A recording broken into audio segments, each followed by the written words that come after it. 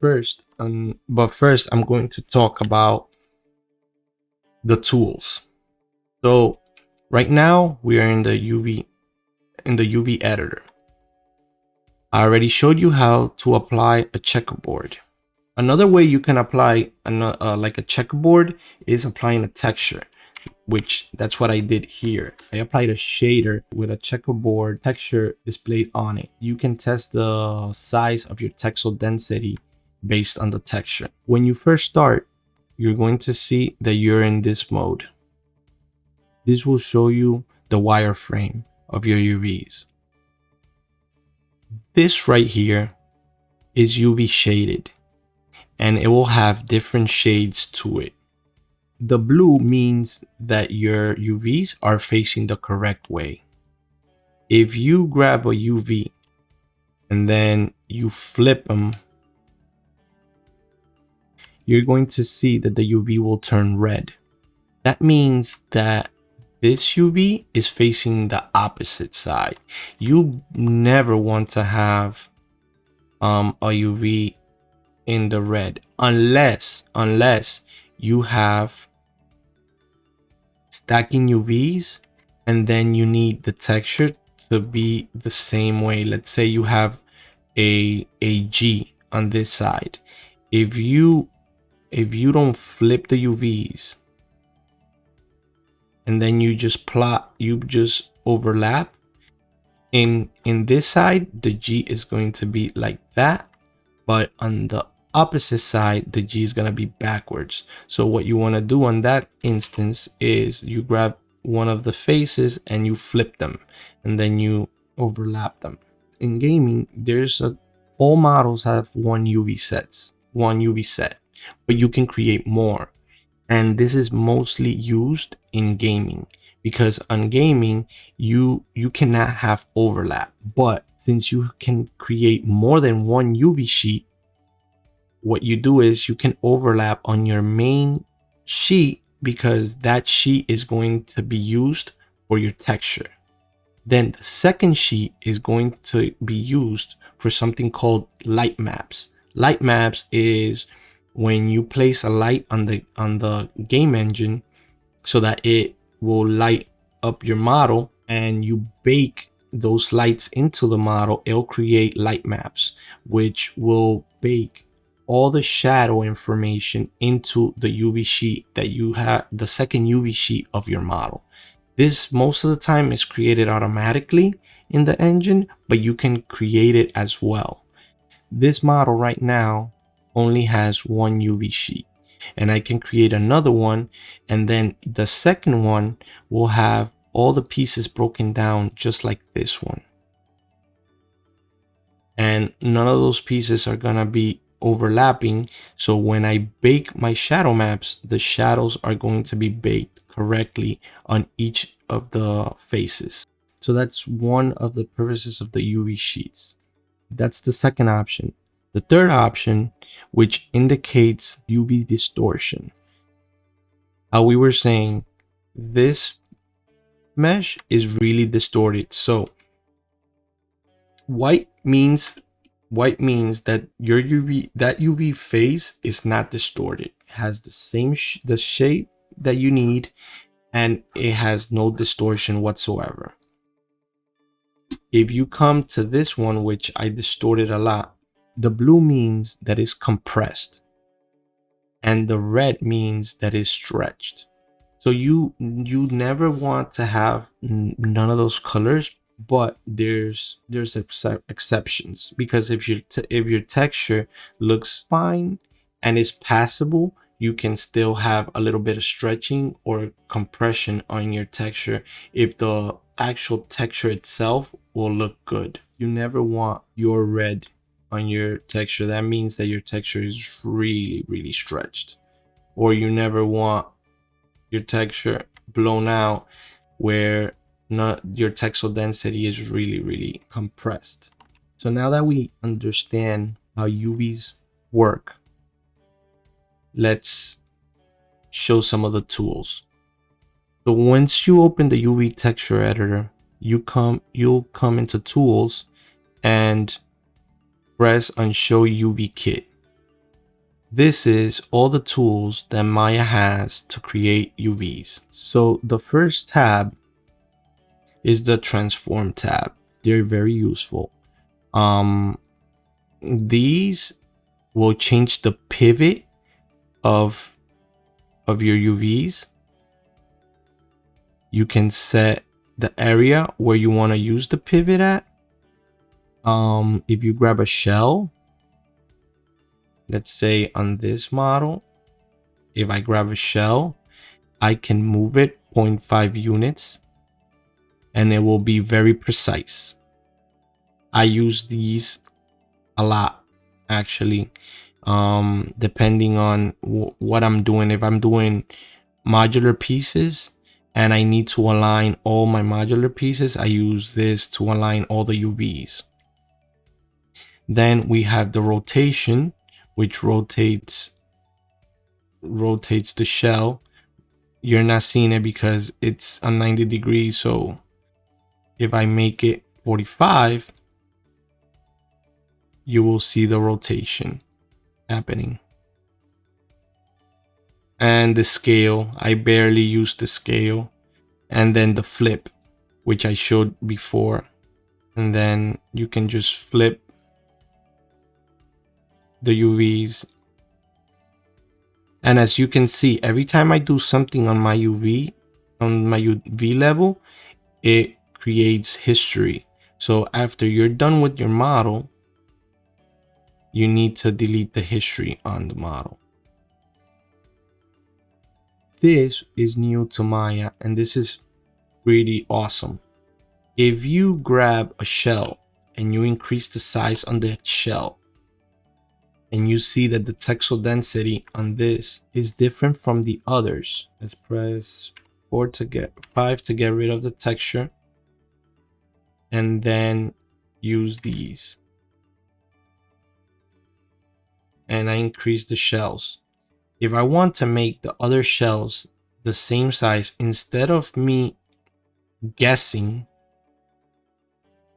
what I could do is I'll select that shell with that desired textual density, put the size of the map that I want to use. In this instance, it's a 2K map.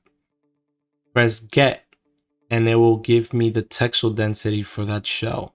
Then I can grab the other shells and then press set, and it will scale to the same size as the other one.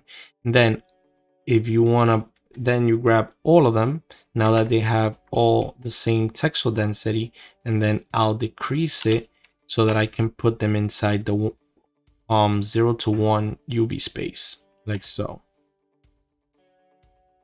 So this is pretty handy and I use it all the time. And that's for the transform tools.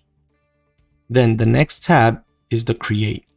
So we have in the create menu, we have a lot of ways of how to unwrap a model. So we have automatic, which it will take a picture from all axes and all sides.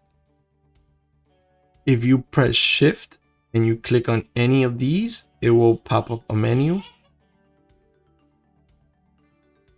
and you can set how many planes you want the snapshot to be in. So if I press 12 and I press apply, it'll give me, and I press apply, it's going to give me multiple faces, but it will rotate and it will squash some of my things. So for the most part, I always leave it at default, which is 6. The second one is cylindrical. Cylindrical is exactly what the name says. It's mostly for cylinders and tubes and cables. And what it'll do is it'll place an unwrapping around, and the way you use this is you grab these and then you increase it, it'll just wrap around. And then you have to bring it up and down, you have the scale up and down. The only problem with this is if it'll do this type on top, and you can see as I move my mouse, I still have edges on the top and on the bottom, and I don't want that. So you can work with UVs in the 3D space. You can select the edges, and then you can cut the UVs here.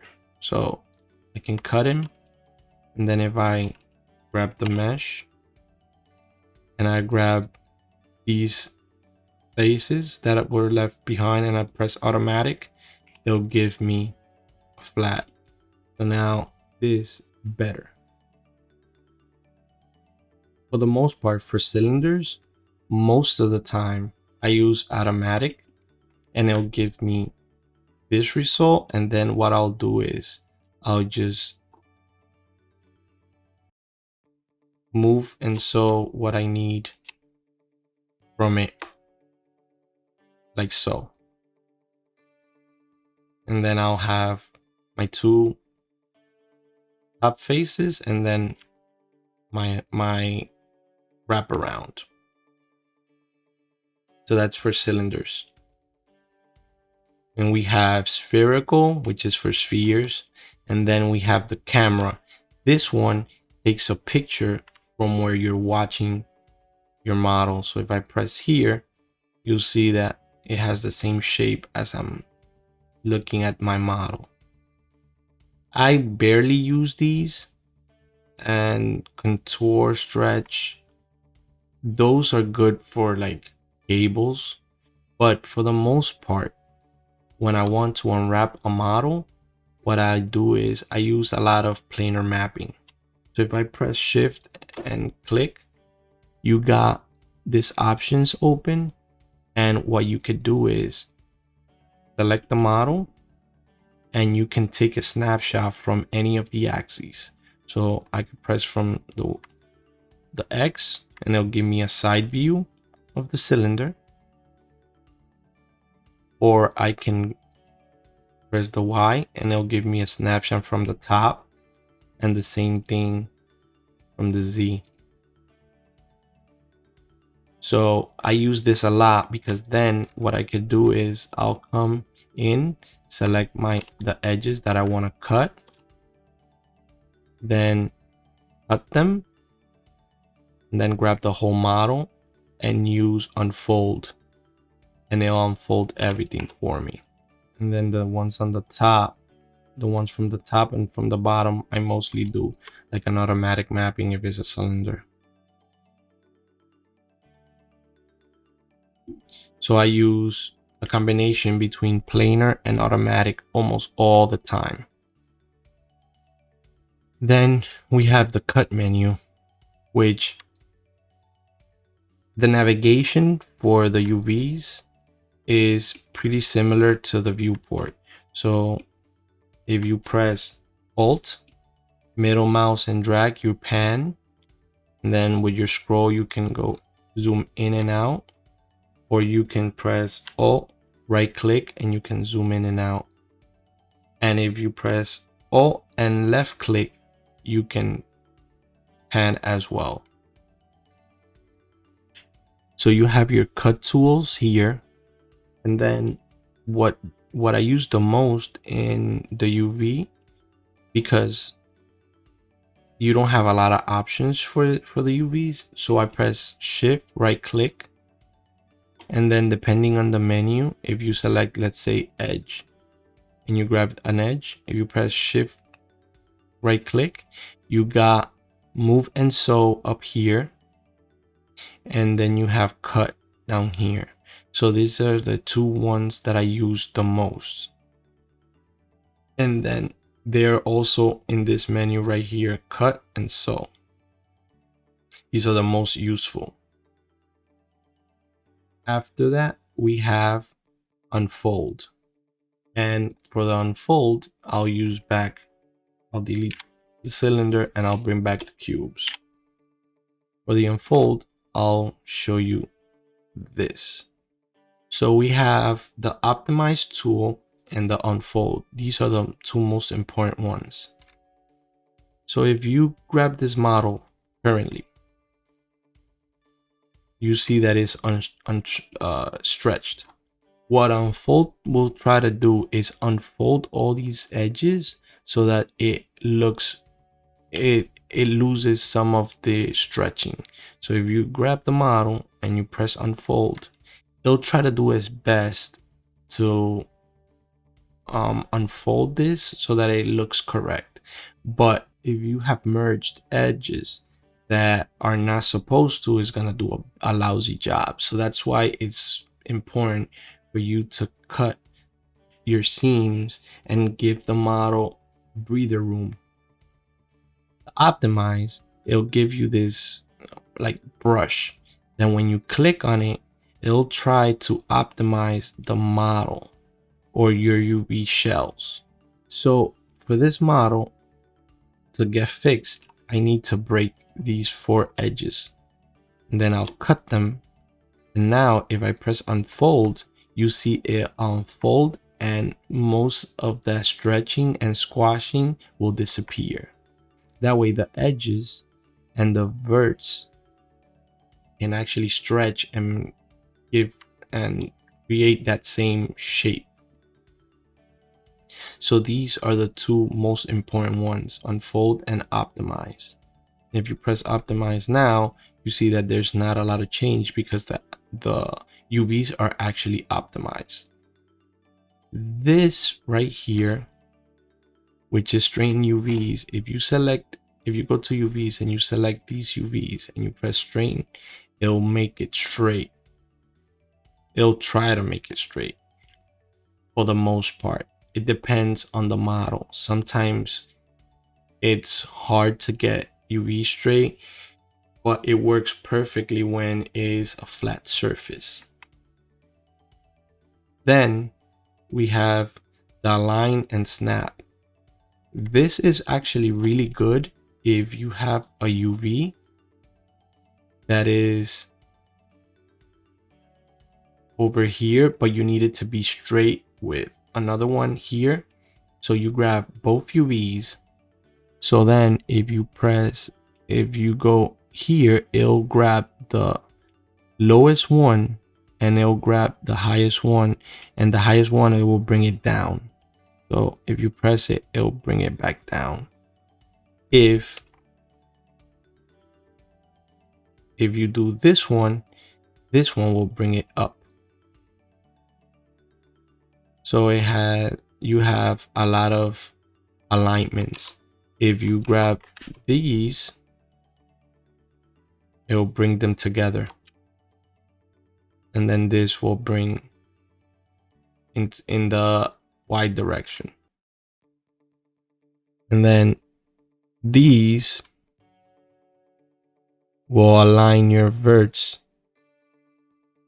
to different parts.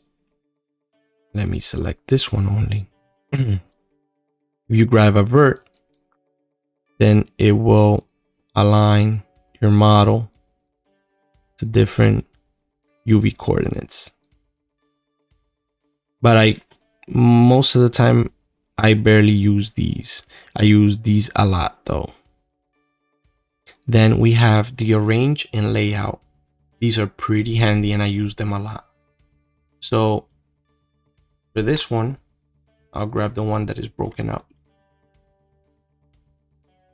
If I grab the UV shells, selection menu is UV shells. I use tremendously because it lets me select a whole UV shell. And let's say if these two are together, I can select both at the same time and I don't have to be selecting a vert because it will mess up. So I use a lot of UV shell, and you get to this menu by right clicking. So let's go back. So now these are pretty handy. Let's say you need to overlap UVs. You can grab all of them. The most important ones for these option is stack shells and stack and orient. The difference between stack shells and stack and orient is that when you stack shells, it's just going to put them one on top of each other. So if I grab these and I stack them, it's going to stack them just like this. If I want to stack them on the same orient, then I'll press stack and orient and it'll rotate and put all the UVs one on top of each other, but it's going to orient all of them on the same side. Then next important tool is going to be layout. Layout will lay out all your UVs in the 1 to 0 space. And then when you press on it, it'll try to populate all your UVs into the 1 to U space the most efficient way that it can. So it's going to leave the least amount of empty space that it could. And you have the shift and click, and you have the options here, and there's a lot of options. For the most part, I always change it, but you have it when you first start, it starts like this. So packing resolution, for the most part, I always leave it at 1. Then I select the texture map that I always want to work with. For the most part, is 2K. And then shell padding is the space between UV shells, and this could be anything. I use 2, and that's basically 2 pixels away. And then tile padding is how many tiles you have, and it'll separate them. And then when I press apply, it'll give him space. If I do, let's say 10, and I press apply, you see that it put them farther from each other. And those are the basic tools of the UV kit. And with those, we are going to break down all our pieces from the ones that we've created so far.